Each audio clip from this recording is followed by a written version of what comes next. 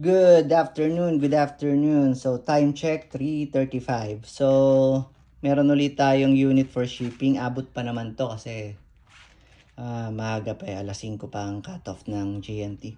So, si Bossing, si Bossing hindi siya nagpapa-mention kung ano talaga yung name niya. Tawagin na lang natin siyang si Boss R. Yan. Si Bossing R. Yan. Ng Mantikau Misamis Oriental. Ayan. Si Bossing. Mantikau Misamis Oriental. Okay. So, ang kinuha sa atin ni Bossing. So, isa na lang to.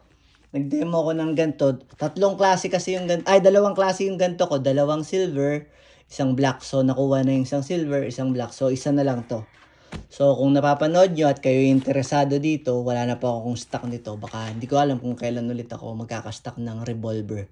Kasi yung mga revolver na nasa supplier sa mga Smith & Wesson, parang mga 15K ang isa nila. Masyado silang mahal. So, pagkano ko yun ibebenta? Pagpalagay na natin ibebenta ko yun ng 15.5, masyadong mataas pa rin. Parang pagka ganun, rifle na ang kukunin. Parang alanganin. Kaya,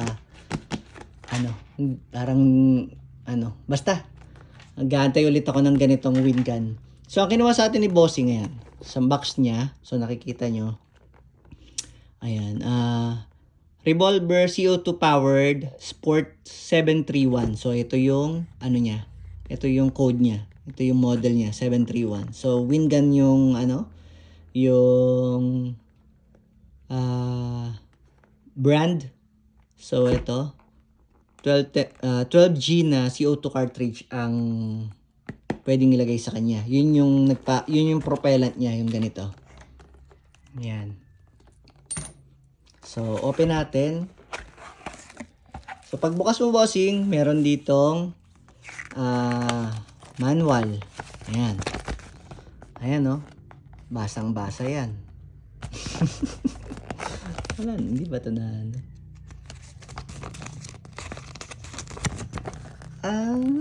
ayun. Nagsama pa ng manual. Ito may English pala. Okay. Okay. So, hindi. Mga pag ganun pa din ang babasahin. So, ito yung unit. Lagay muna natin dyan. So, sa box niya, ano ba to? Tatanggal ba to? Ayun, may kasama siyang reloader, speed reloader, pero hindi natin yung gagamitin kasi parang hindi naman speed eh. Parang mas mabagal pa pag gagamit ka ng ganito eh. Tapos, may kasama siyang BBs. Wow! May kasamang BBs. Ilan kaya to? Mga 50 pieces. May kasama siyang BBs. Okay? At saka may kasama siyang tatlong CO2 couplet. Ayun. So, baba muna natin yung box. At saka itong mga to. Saka itong BBs. Saka itong reloader. So, ito yung unit mo, Bossing. Ayan. So, 6-rounder na wind gun. 736 ba?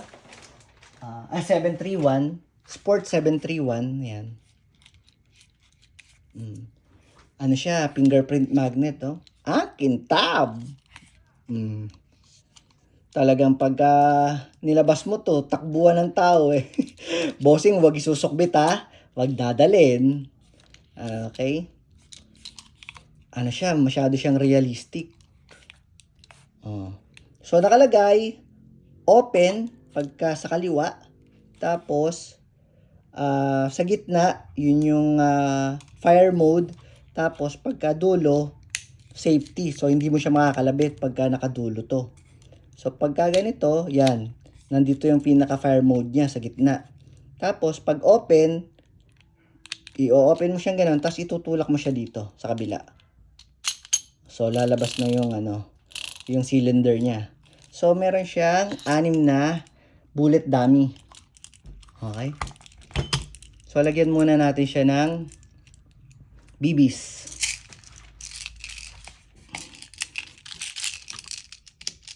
Ayun. Kukrono natin to. Excited akong i-chrono to. Malakas to eh. Malakas kasi mga CO2 powered. Kaya pagka binalahan mo to ng ano, ng steel BBs, solid. Yun, isa, dalawa, tatlo, apat, lima, anim. Okay.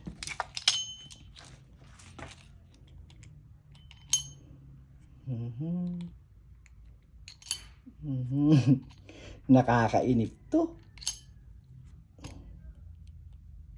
Ano to eh, pang display tong mga ganito eh. Hindi naman to talaga pang ano to eh, pang koleksyon yung mga ganito klase oh. Ang forma kasi. So balik natin siya. Tapos medyo ikakalang natin siya. Yun. Kailangan may paganon eh. Kailangan sakto yung cylinder dito sa ano, sa barrel na to. Kailangan kumalso muna siya. Kapag kasi pinasok nyo, hindi pa siya nakatugma yung cylinder niya, yung rotating cylinder niya, hindi pa siya nakatugma dito. So bago nyo siya kalabitin, kailangan pakakalsoin nyo muna. Yun, pagka gumano na, okay na yun. So dito siya nilalagyan ng CO2. So tatry lang natin, no? Kasi hindi naman ako nagsasend ng ano. Ayoko yung pagkadating dun. Boss, ba't di gumagana? Kaya lagi po ako nagte-test fire video. So lalagyan natin siya ng silicone oil. Kung meron kang petroleum jelly bossing, o kaya naman meron ka namang silicone oil, eh, lagyan mo, kada magpapalit ka ng couplet, maglagay ka ng, maglagay ka ng petroleum jelly o kaya silicone oil. Nakakatulong po yun sa mga o-ring. Yung iba kasi sa sinasabi nila, mga ganito, yung mga o-ring mahihina, maglagay kayong silicone oil. Para hindi natutuyo yung silicone oil nyo. Ay, yung mga o-ring nyo. So, pag ganun ang lagay, bossing, kung nasan yung karayom, dun nyo itututok yung ayun yung karayom niya eh. Ayun. So, dun nyo itututok. Kasi yung T4E, pag ganito eh. Kasi ang nagpipir sa kanya ito. Nandito yung karayom niya. So, ito, andun yung karayom. So, pag ganito mo siya lalagay. So, andyan lang yan. Tapos, balik lang natin to.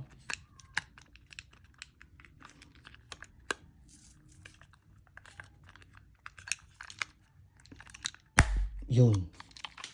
Tapos, eto, iikutin nyo hanggang, mabilis ang ikot ha. Pag alam nyo kumagat na yung, ayan kasi maluwag siya, ayan oh.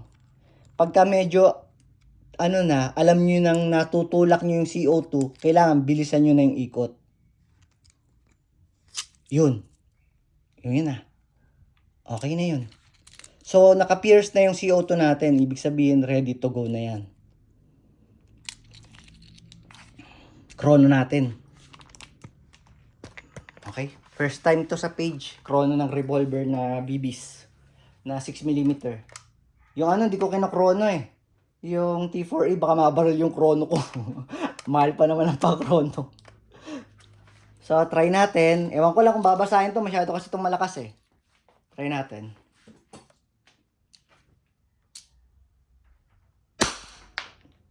$558. Oh yeah. $588. $239. $231. Ba't yun supot? Yung isa. $189. Ba, pababa ng pababa. $346. So, hindi consistent yung niya. Hindi consistent yung... Kasi, 500 plus nung una, tapos biglang nag-100, tapos nag-300 na naman. So, nakailang putok na ako. Malakas to, malakas ang putok niya sa, sa totoong buhay. Okay. O, pagka gano'n na yung tunog, ibig sabihin, wala na siyang BBs. Okay, so another round ulit. Try ulit natin. Yung isang CO2 couplet, kaya niyang pumutok ng 50 to 60 rounds. Okay. Oh my God. Wala na, nabaril na ako ng kalaban ko. Hindi naman pwede yung time purse. Ang dali lang.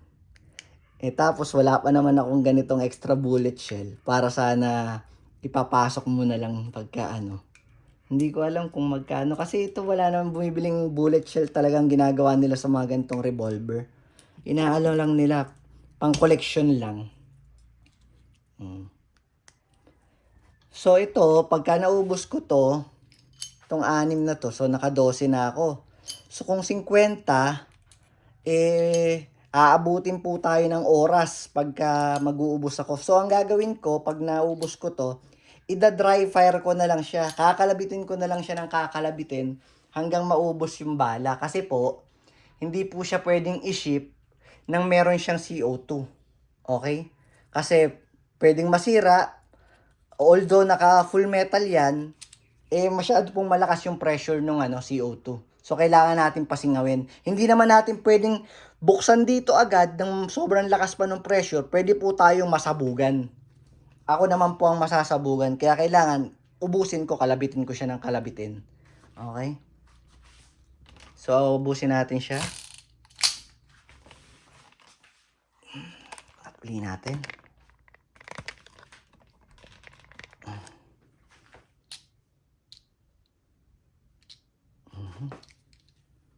Try ulit natin. Yung ilan? Bago-bago 579. 213. Ba't ganun? May mahina, may malakas. 155. 373. Ba't iba-iba? Hanip na to. Siguro, hindi ano yung bala ko? Ano bang naman ito? Hindi magkakatugma. Baka may mabigat akong nailagay na bala. So, busin na lang natin tong laman nung nandito sa loob.